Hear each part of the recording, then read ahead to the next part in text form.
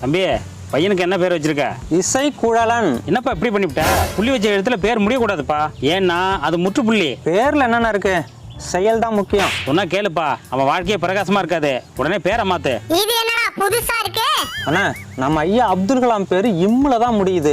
அவர் வாழ்க்கை என்ன பிரகாசமா இல்லையா? நம்ம ஸ்டேட் முதல்வர் Stalin, cinema super star Rajinikanth, cricket ஜாம்பவான் சச்சின் டெண்டுல்கர், இதை எல்லாத்த விட நம்ம தமிழ் மன்னர்கள் பேர் எல்லாமே புள்ளி எழுத்துல தானே முடியும். உனக்கெல்லாம் சொன்னா புரியாதுப்பா. சார், உங்க பேர் என்ன?